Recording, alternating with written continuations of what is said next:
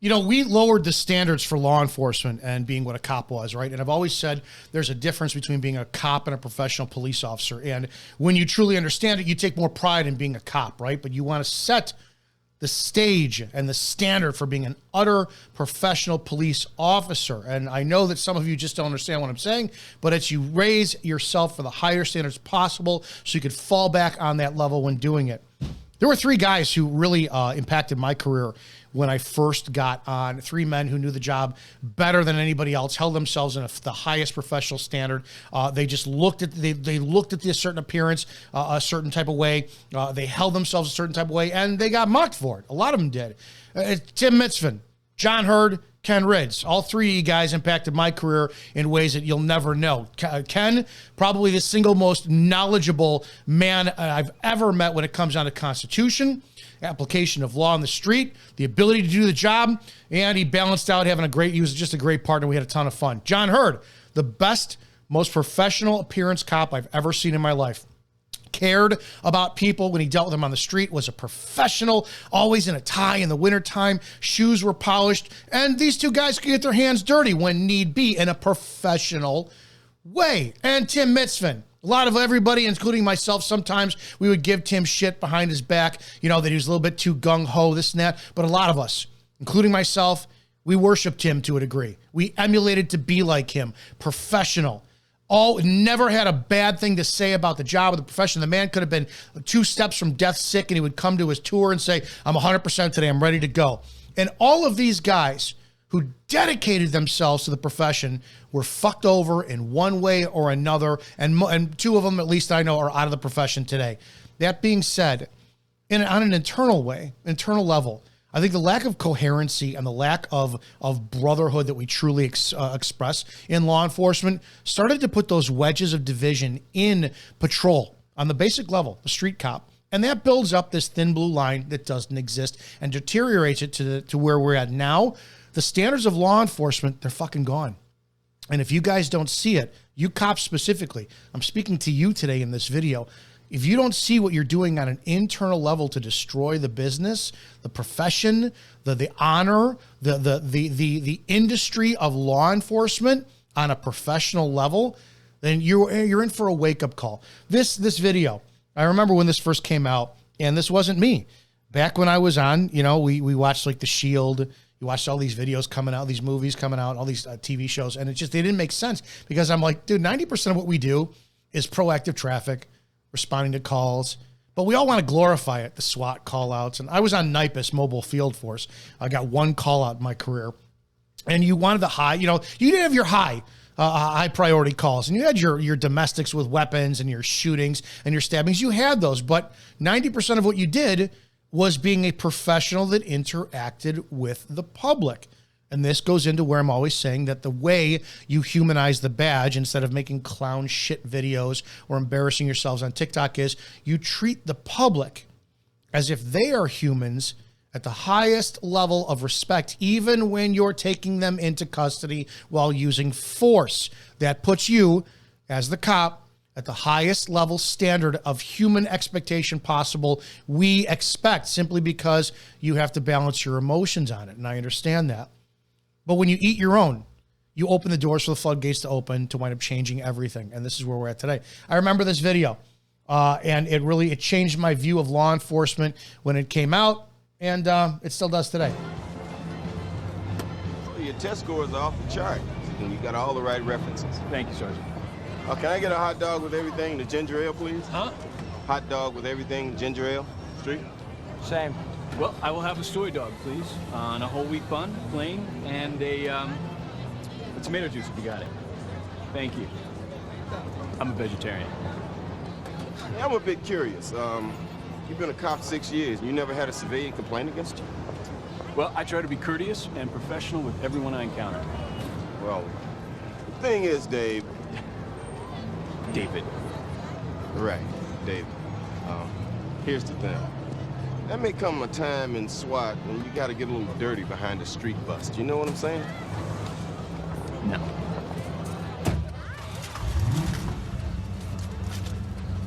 How the hell can I trust a man won't eat a good old-fashioned American hot dog? Blows me away that we actually looked at that as the standard when we were cops. And we thought, yeah, we mocked people who looked and their appearance was professional. They held themselves to a higher standard. They were fit. Their shoes and boots were shined. Their shirt was pressed and ironed, wasn't baggy. It was tailored to fit themselves. They were proficient in all of their skills and in the law. And this is what America started to breed and perpetuate. Us thinking that the cop who would toe that line, that borderline way of being just as close as possible to a criminal, to adopt the mindset of the criminal, to be a more righteous cop, that was somehow honorable.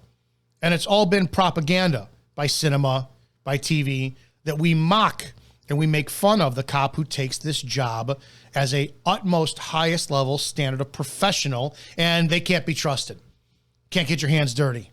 You won't go as far as it takes to get the job done. Well, that's due process, and that's the Constitution, right? You shouldn't go as far as it takes to get the job done. You should go as far as you're lawfully allowed through the authority given to you by the people to get the job that's done.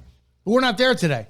We're not there today. We start to open up the cracks, like I said, in between the gaps of us as a profession, and we allow the snakes in the grass to infiltrate the system. This is where we started to see the softening, the humanizing of the badge, right? And I've said it before. You had Mike the Cop, Officer Daniels, you've had Officer Tommy Norman.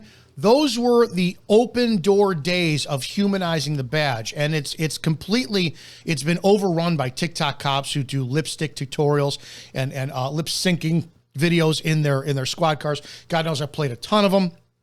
And I've mocked them and I've shamed them, and they should be shamed. They should be publicly bullied. They should be just eviscerated and crucified for destroying this profession. But we allowed that to happen because we opened the door for humor. We opened the door for humanizing. We opened the door for professionalism to be compromised in a little way. This was a fantastic video when it came out, for those of you who remember, by Dallas-Fort Worth PD. Stop jerking the trigger. You're still jerking the trigger. Hey, it's not as easy as it looks.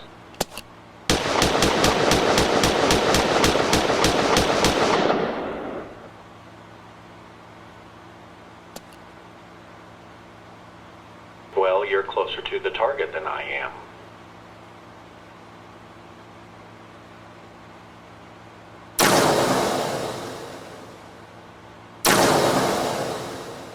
This was hilarious back then because it was, an homage to a lot of people my age. We love Star Wars, and Fort Worth was humanizing the badge and all this.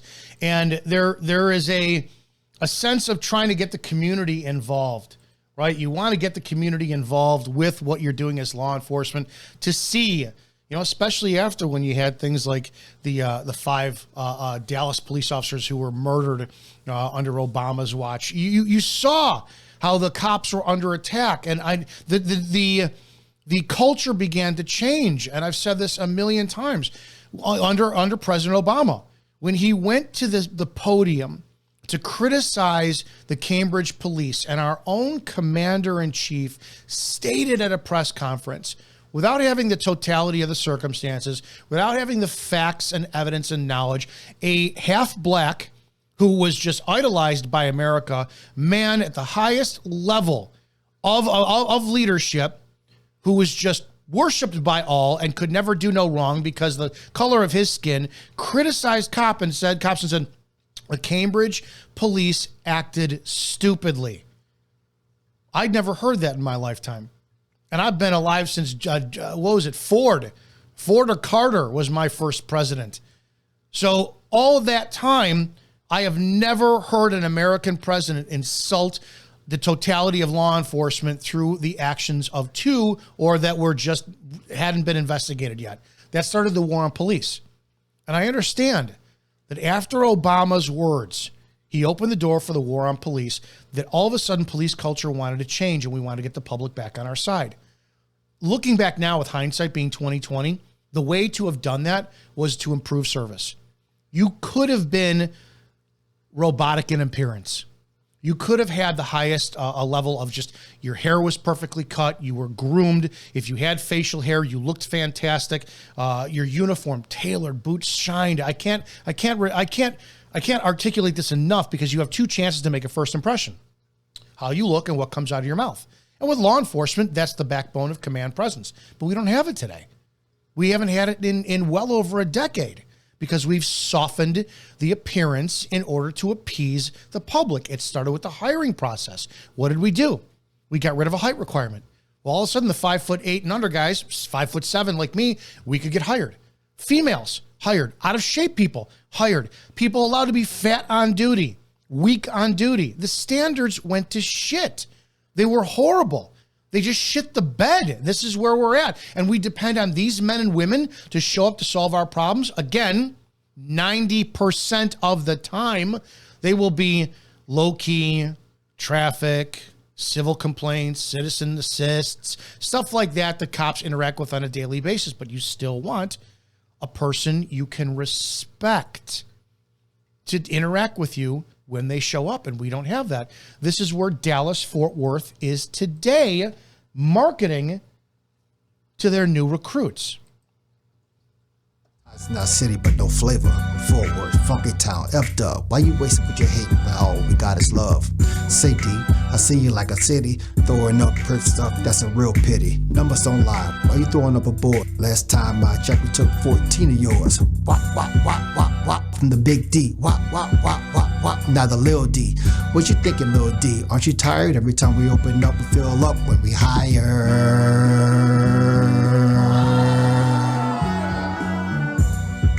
They not like us. They not like us. They not like us. This is where we're at in law enforcement today. Clowning around, pandering. Now, when I first tested, I'll never forget, I was terrified because we had these things like consortiums where 5 agencies would hire and you would get 2,000 people showing up for 6, 7 spots. And you were terrified that you wouldn't be good enough and you were stressed. And some guys had to test 8 or 9 times when it came to become a cop.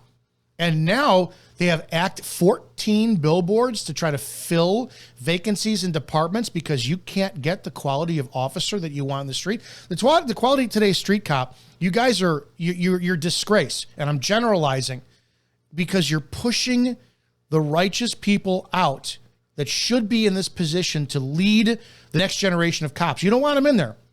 DEI, lack of standards for fitness, lack of standards for education, lack of standards for training are destroying law enforcement. And this isn't just Fort Worth, excuse me. I'm singling them out because they pridefully put out this information. It's happening everywhere. You know, and are giving each other shit, not taking the job seriously, actually dumbing it down, thinking that what cinema showed us and, oh, you got to be that cop who operates in the gray. It fucked the profession up. We started hiring children, kids who, holy shit, how in the name of God would I take anyone seriously who looked like they were 5 years old and they got a uniform costume out of a JCPenney holiday catalog and played, oh, look, Dad, give me your clothing. And they showed up like this, and this is what we hired to patrol the streets, right? Because we can't stand cops who have a standard. Now, don't get me wrong. This is also because we force out cops because of personality conflict. If you don't realize it by now, cops hate other cops. They're their own worst enemy. If you really want to change cop culture, you have to really do something about fucking command staff, and you have to get patrol all the way online across the board to say, listen, that standard that we have for excellence needs to be highest above anybody. It's gonna need to be done and changed that way. But until then, we're gonna keep hiring clowns and children on the street who have the lawful authority to take away your freedom and your life if they can articulate that it was necessary. That should terrify the living shit out of you.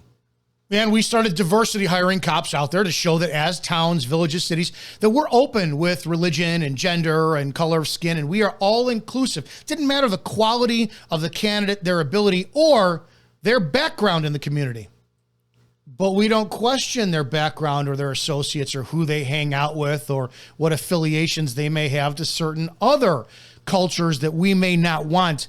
And the mental health of cops across the nation. The internet was not a thing when I first got hired. And holy shit, I couldn't imagine how you go to a village hall meeting or a board and you sit in front of the hiring board and say, hey, how can you defend this photo where you're giving it the middle finger, talking about violators will be shot, and you want to carry a gun on our street? The whole thing comes back down to we were left because people chased out the good fucking cops who held standards for themselves, and it's our fault.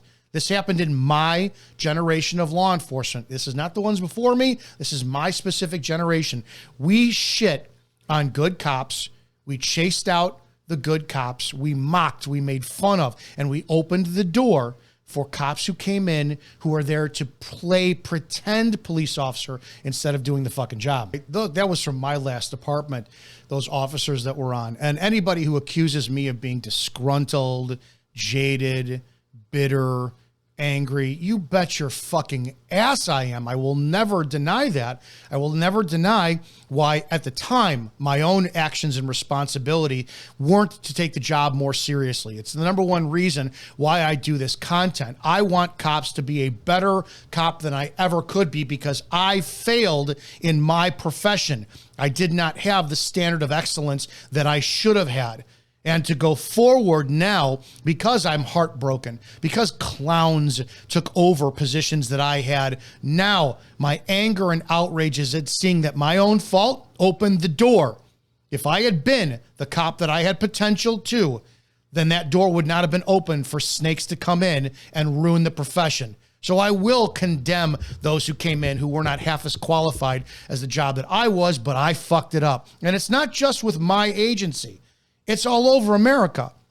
This is meant to give you a wake-up call for you to see the quality of cop that is in your agency that's on your street. If you're a cop and you're seeing what is going on, or you're a citizen and you see what's on the street, you need to wake up. This is from a documentary called Unbecoming. And the full documentary I will put in the comments section. This is by retired police commander Carl Anderson. And his experience for being ousted from a coup that was in his own department. All I want you to hear is that we're going to take this out of context. You're going to hear investigations done behind the scenes from internal affairs. And I want you to listen. This is all I want you to hear. The quality of statements from retired police captain Carl Anderson. Listen to the way he speaks. Listen to the way he articulates. Listen to the way that he actually explains things. And listen to the officers who were under his command. Listen to their verbiage. Listen to how they talk. You may think that this is a trivial concept, but these are men, and specifically in this, and it's all over America, who have the power of the Constitution behind them, their state laws, and the authority to take away your freedom, your life. How many of them can articulate a report the way that they want to without body cameras that will ruin your life? It's happened to countless of you. You guys call me. We talk about it. We hear it. Just listen to the dialogue being expressed in this section of this clip. Is consistent with him running over something. Did you ask him where that comment came from? Or you were assuming it was kind of like an interrogation?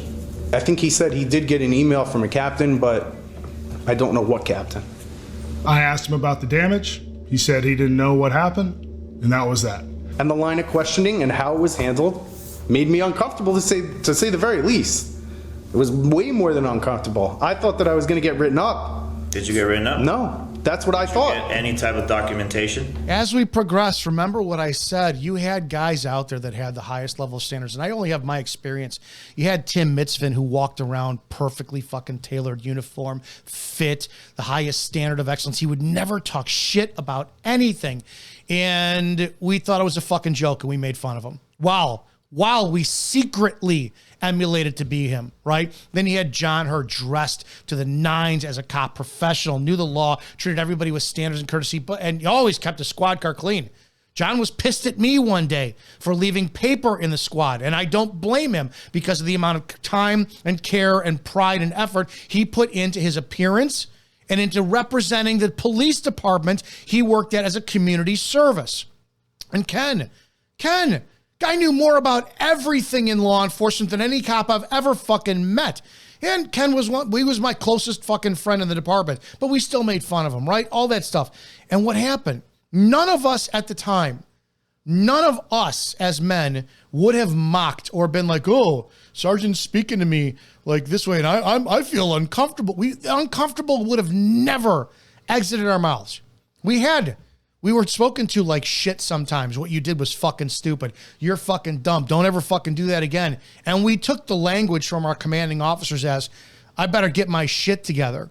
We never expressed being pussies who were unfucking comfortable from being reprimanded or called into the sergeant's office for corrective counseling. Never would have happened.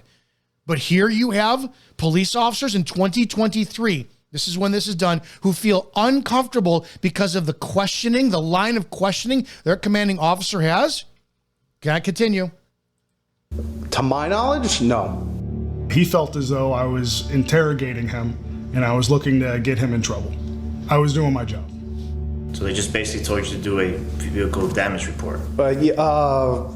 Writing a report for the damage to the vehicle, in turn feels like, that I had something to do with it. You know it's policy though, right? Officer Jean-Baptiste was upset that I caught him texting and giggling in my roll call and told him to put his phone away. Is it a common trait that officers get on their cell phones during roll call? We were not on his shift, but before they asked us during roll call to put the phone away, but that was in a different shift. I was in a different shift at that time. Officer Jean-Baptiste was also upset that I told him that a complaint came in about his driving on the turnpike. In your memo, you wrote something about a car incident, that you were driving erratically. Yes. I came to work and I got a call to the sergeant office. He told me to have a seat. I'm like, okay, what did I do? He said, I got a complaint about you driving erratically. Do you hear how this man, he's a professional police officer. Do you hear how he has marbles in his mouth? And yes, I'm going to make fun of these people. You have to. You expect your police officers to be knowledgeable, to articulate professionally with congruency and conviction everything that they're accountable for, because they're the ones who are going to put the cuffs on you. You think this is fucking trivial. You either as a citizen, what's the big deal? What's the big fucking deal? You give these men and women badges, guns, authority to kill you if you didn't use a fucking turn signal. And this is this is how they articulate questioning when they're under the microscope.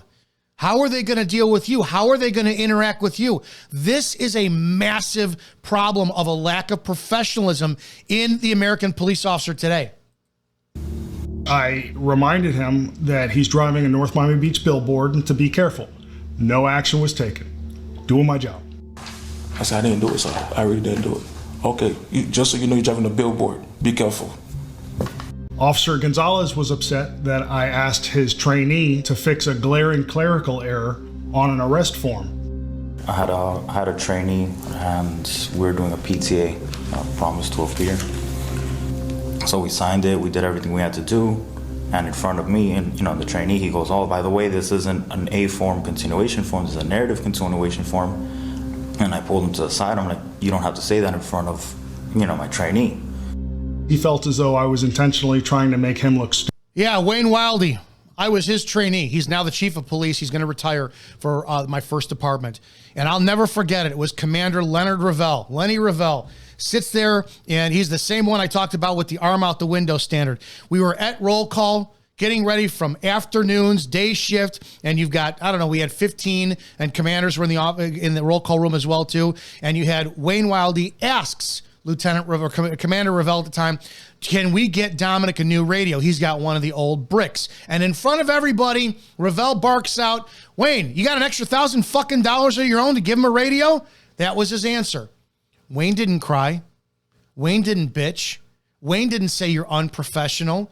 He got the message loud and clear, as did I, and we made do with what I was issued. This is not where we're at today. And if you don't think this has an effect on the children on the street, you're out of your fucking mind. Stupid, which was not my intent at all. It was a mistake. Fix it. Just doing my job. And he's just like, oh yeah, but that's something you should already know, that was stupid, Gonzalez. We made this one up. It's a total fabrication. It never happened. Especially coming from, a sergeant, the trainee's gonna look at it and say, shit, even the sergeant thinks he's a fuck up. Officer Gonzalez. Sorry, I want men to articulate too. I don't want professional men and women who have the responsibility, the right, the authority to take away my freedom saying think instead of think, saying X instead of ask. Learn to enunciate your fucking words if you are a professional who has the authority to put the cuffs on somebody and ruin their fucking lives. This is too much to ask. This is diversity. This is inclusion. This is equity. No, this is lowering standards. We have no fitness standard. We have no education standard. My former commander, Hector Lepe of my last department couldn't write a fucking English sentence if his life depended on it. His grammar was so bad. He's a police commander. This is what we allow into law enforcement today because we can't fill the bodies on the street because we ate our own. I'm blaming my generation of cops for not taking the job as professionally or seriously as we should have and forcing the good ones the fuck out. Was upset that I reviewed surveillance footage from an accident that he was involved in and found that he was at fault for the accident. So I turned on my lights and sirens, tried my best to clear the intersection, and I got hit from a car going northbound. You had a red light, you activated your emergency equipment, and you got into the intersection. Correct. Okay. County responded, they took over the investigation. They said the other guy was going to be the at-fault driver. The other guy was DWLS. Had a Bravo whiskey for DWLS, and he ended up getting 39 because of the Bravo whiskey that he had. You wrote here that he found you to be at fault later on? Correct. He told me that supposedly he went to try to get video footage, and then he put, words that I was clearly at fault, and this and that I failed to come to a complete stop at the intersection. And he made it seem that basically, due to my actions, the other guy got injured. Did he show you the video? No. You never saw the video of the accident? No.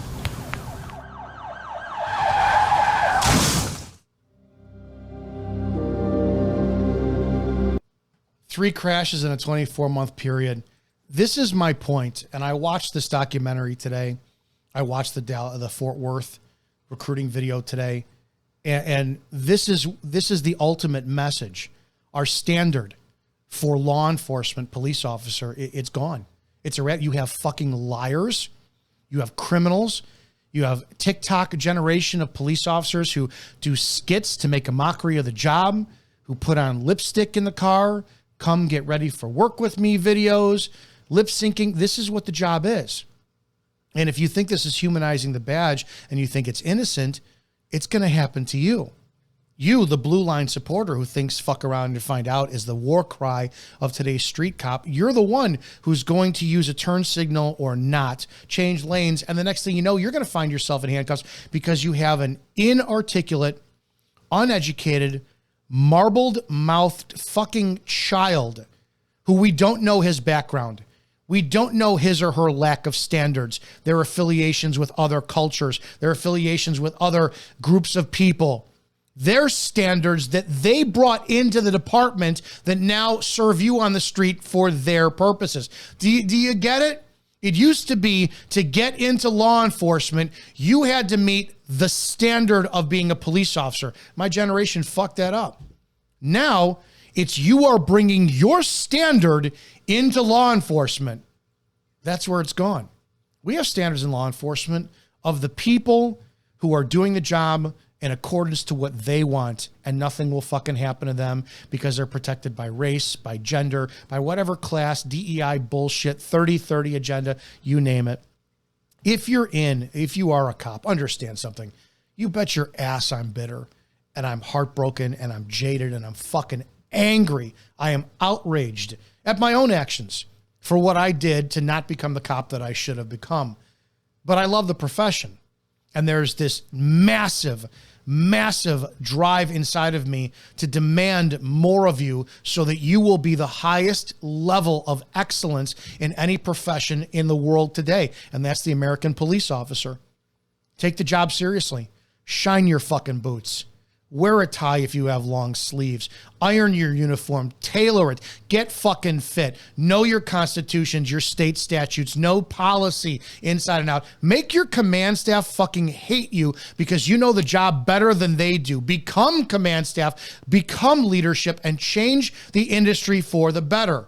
Until then, we're left with this shit. We're left with the TV shows and the movies that showcase exactly what the powers that be who are spewing this propaganda want. Fucking shit. They want crap out there. Your job as a professional, it's better and it's higher standard than a doctor, than a lawyer, than a politician. You are the first person that shows up on a scene when a human being, it doesn't matter if they're a fucking shitbag criminal that somebody you dealt with 100 times, doesn't matter who they are, or a person who is righteous, who's never been in any trouble at all. You are the person that they are counting on to change their circumstance. No one else. No one else. Not another human being out there has the power that you do to change someone's life than a first responder police officer. Take the job fucking seriously. Raise your standards to the point that you become hated, ostracized, vilified in your department. Take the hits because you're strong enough to do it.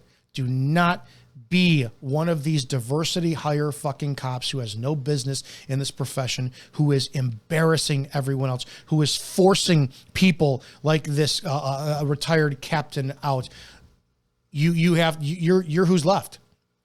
Without you, now you have the biggest job out there and the biggest responsibility out there because your responsibility falls on to now multitask between the citizen, upholding the Constitution, and upholding that blue line within your department on your own before everything crumbles and crashes. You're the only one. You first responders, you patrol officers, you righteous cops are the only ones who can save this profession. And you are the second line. We as citizens are the first line of defense in our own country, but you're the second. And all that responsibility falls on your shoulders. This rant today is about standards in law enforcement and how they are gone. And it is heartbreaking. And this humanizing the badge movement is the worst thing ever to happen to American police in the history of the profession, and it needs to change. Be safe out there. Make the change that I couldn't. Become more of a cop than I could ever dream to be, and change cop culture. It's all on you. And I have confidence that you'll do it.